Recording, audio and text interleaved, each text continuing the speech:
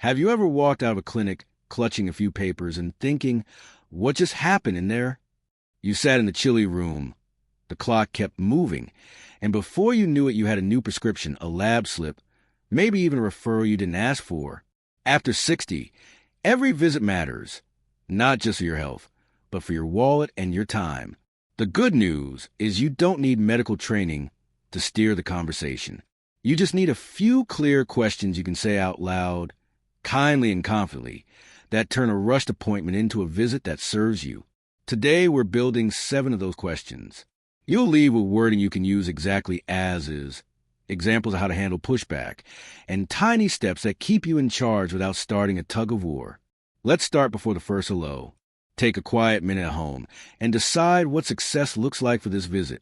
Maybe it's less nighttime coughing, fewer bathroom trips, or finally understanding that dizzy spell you keep getting in the grocery aisle. Jot one sentence on a card or your phone. Bring your current medication list, including vitamins and over-the-counter pills. And if you can, bring the actual bottles in a small bag. Toss in any home readings you track, like blood pressure numbers, glucose logs, or a short symptom diary. You're not being extra. You're giving your doctor the pieces they need to help you quickly and accurately. Now for the first question, the one that pays for itself in peace of mind. As soon as you sit down, say, could we agree on the top problem to solve today in one sentence? Then pause and let them answer.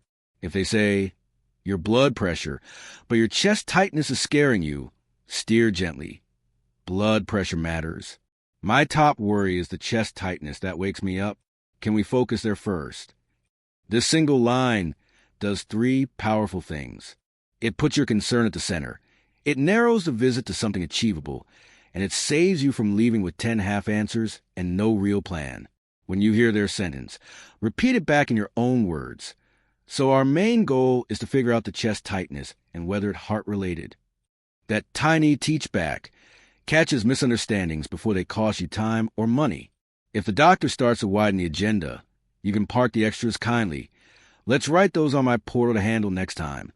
I want to make sure we solve the chest tightness today. Once the priority is set, the second question keeps tests and procedures from becoming automatic. Say, how will this test change what we do? Then wait for a clear plan tied to a result. If the answer is vague, we'll see, nudge for specifics. If it's positive, what's the next step? If it's negative, what do we do instead? You're not resisting care. You're making sure every test earns its place. Add the timing piece. Is this urgent or safe to watch for a bit?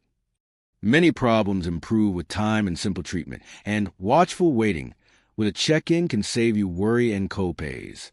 If a scan is suggested, ask about risk and alternatives. Is there a low radiation option? Could an ultrasound work? Can we start with conservative treatment and only scan if X happens? Then bring costs into the light without apology. What are the likely out-of-pocket costs, including facility fee? Is there a lower-cost lab or imaging center you recommend? Doctors often know which locations are kinder to your wallet. They just don't volunteer it unless you ask. Here's a quick picture of how this plays out. You mentioned new back pain after gardening. The reflex might be, let's get an MRI. Your question steps in, how will an MRI change treatment today? If the plan would still be heat, gentle stretches, and over-the-counter meds for 2 weeks unless red flags appear, you just save yourself time, money, and stress by starting with a simple plan and reserving the scan for later if needed. If there are red flags, fever, weakness, loss of bladder control, that answer tells you the scan is worth it now. Either way, you leave with a decision that fits your body and your budget. The third question guards your medicine cabinet and your energy. Say, do I still need each of these medications, or can we stop or simplify? Then hand over that little bag of bottles. This is called a brown bag review, and it is gold. Medications tend to multiply over the years, and some that made sense at 58 cause dizziness, constipation, or brain fog at 68. Walk through them one by one, and invite your doctor to prescribe where it's safe. If a pill stays, tighten the plan. What benefit should I notice and by when? What side effects should I watch for? When will we try a lower dose or stop if it isn't helping? For new prescriptions, Put the brakes on auto refill by asking for a small starter supply and a clear check-in point. You're avoiding the trap of paying for a month of something that made you feel lousy after 3 days. Your wallet gets a vote here. 2. Ask, is there a generic or lower cost equivalent? Can we use a 90-day supply once we know it's working? Could we combine 2 pills into one to cut a copay? Pharmacies and benefit plans have quirks. Some charge less for 3 months than for one. Some have $4 generics. Some prefer one drug in a class over another. Your doctor can often switch to a covered option with the same effect. If you take many medicines, ask to synchronize refills so they all renew together. One pharmacy trip, one set of copays, one reminder on your calendar. If you use supplements, bring them into the light as well. Say, here are the vitamins and herbs I take. Do any clash with my prescriptions? Are any unnecessary? A short conversation can prevent expensive interactions and trim a handful of bottles you don't need. Let's stitch these questions together so they feel natural in your mouth. You sit down, smile, and start with, could we agree on the top problem to solve today in one sentence? You repeat it back so you're both on the same page. When a test comes up, you ask, how will this result change what we do? And is this urgent or safe to watch? When a prescription is mentioned, you open the bag and say, do I still need each of these, or can we simplify? If we add this one, what benefit should I notice, and when do we reassess? None of this is confrontational. Your tone is friendly and steady, like you're ordering your own life with care. The doctor may even look relieved. Clear patients make for better visits. If you ever feel rushed, anchor the room with a calm pause. I want to make sure I understood that. Here's what I heard. Then ask the next small, specific thing you need. If a cost estimate isn't available on the spot, ask the clinic to send the order to a lower cost site and to note price shop okay in your chart. If the front desk schedules a follow-up sooner than you need, speak up kindly. I'd like to come back after I try this plan for 2 weeks. Please note that in my appointment reason. Each tiny sentence saves you money, time, and frustration later. As these 3 questions become familiar, agreeing on the day's goal, making each test earn its place, and cleaning up the medication list, you'll notice the temperature of your visits drop and the clarity rise. You walk out knowing what you're doing, why you're doing it, how long to try it, and what it will likely cost. That's the kind of control that keeps you healthier and protects your wallet at the same time. With that foundation in place, we can build on it so the rest of your care lines up with the life you want to live. Once you put your main concern at the center, made every test earn its place, and tidied up the medicine list, the next move is to ask for real choices. Not the illusion of choice where every road leads to the same prescription, but options that fit your body, your budget, and your life. A simple line opens that door without any drama. What are my reasonable options, including waiting for a bit, and what are the pros, cons, and costs of each? Then pause and let the room get quiet enough for a thoughtful answer. If the reply feels fuzzy, invite a clearer picture by bringing your real life right into the chair. I'm caring for my sister on weekdays, and I'm on a fixed income. Which option respects that? When you name what matters, the plan shifts from generic to tailored. There's one follow-up sentence that often changes the quality of advice you get. If you were me with my age, health, and schedule, which would you choose and why? You're not handing over your decision. You're asking the person who knows the terrain to point out the potholes and the scenic route. If you hear a quick answer, ask for the trade-offs out loud.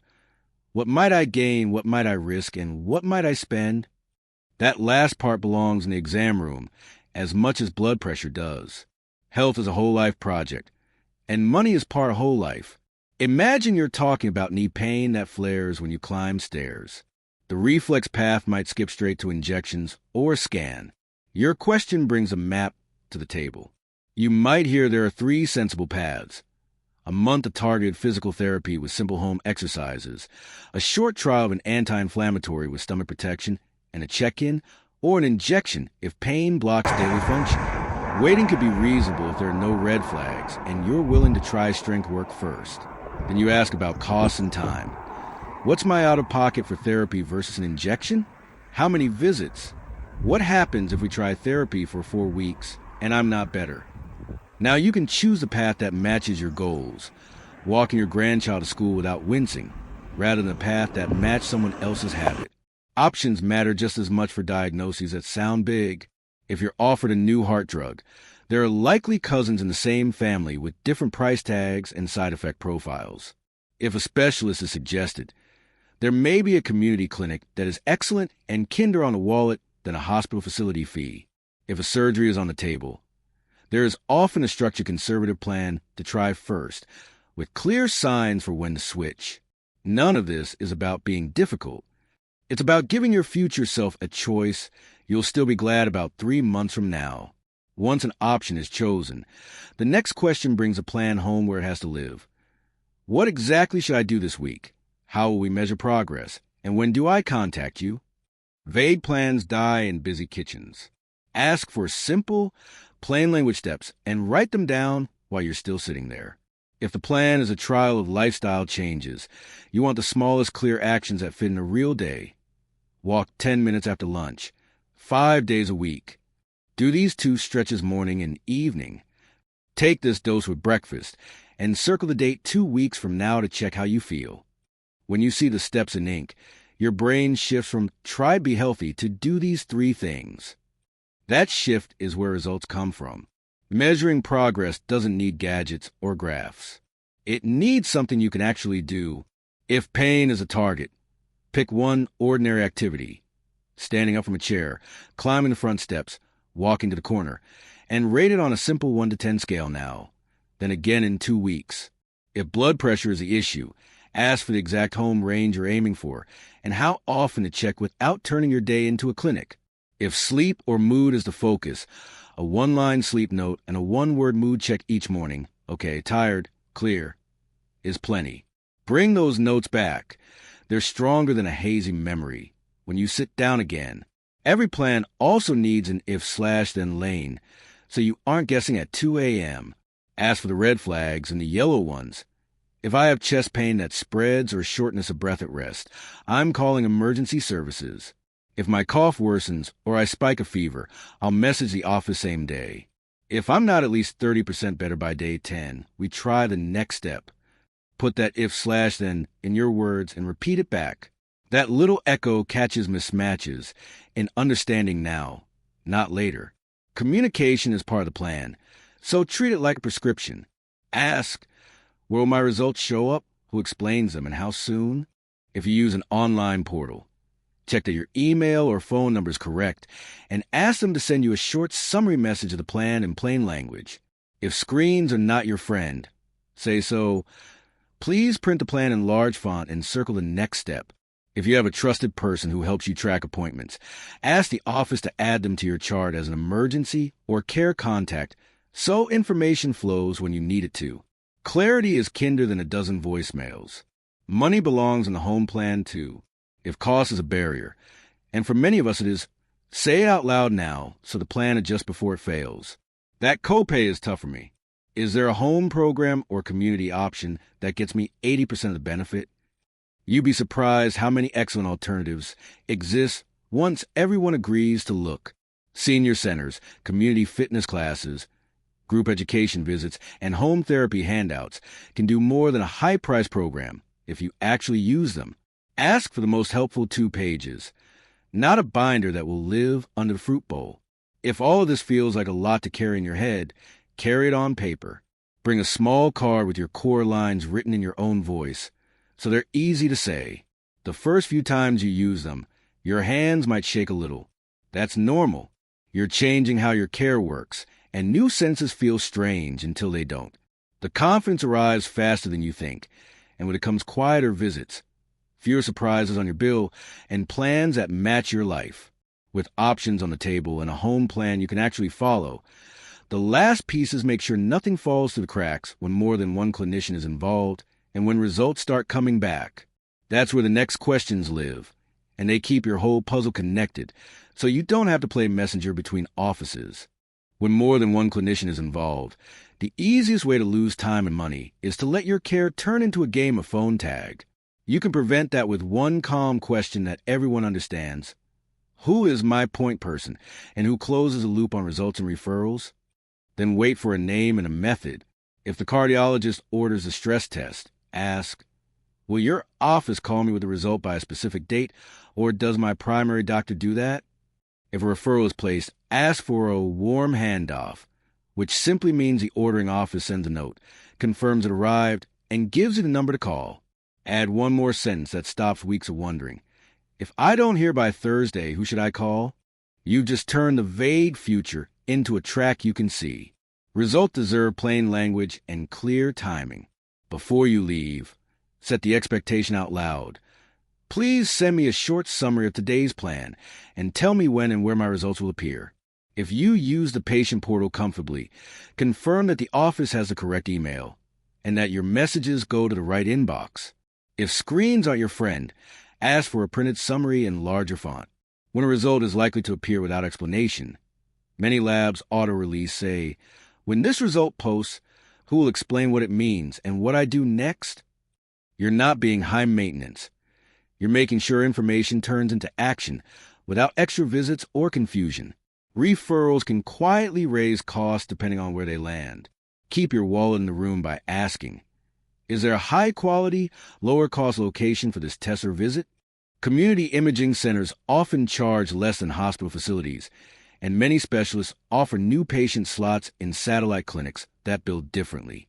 If a telehealth check is just as safe and effective for a follow-up, request it now. If the result is straightforward, can we do the follow-up by phone or video? Choosing the right door before you leave saves money and travel later, before the conversation ends. There's a question that brings all the pieces into focus and keeps you from trying to fix 10 things at once.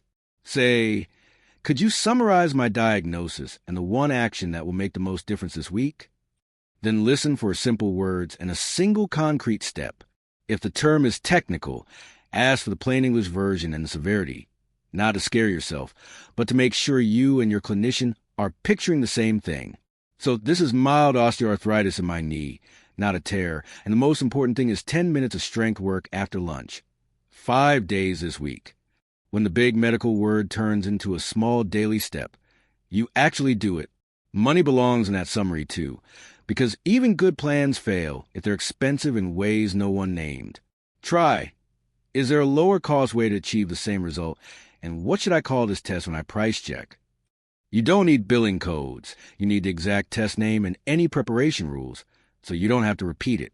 If blood work is part of the plan, ask whether it can be batched with your next visit to avoid multiple draw fees, and whether fasting is truly necessary. Small practical details are where your wallet breathes easier. You may feel a little odd using these sentences the first time. New tools always feel unfamiliar in your hands until they don't. To make it smoother, imagine saying them to someone you care about. That softens the tone without weakening the message. If the room rushes, slow the air with one breath and anchor the moment.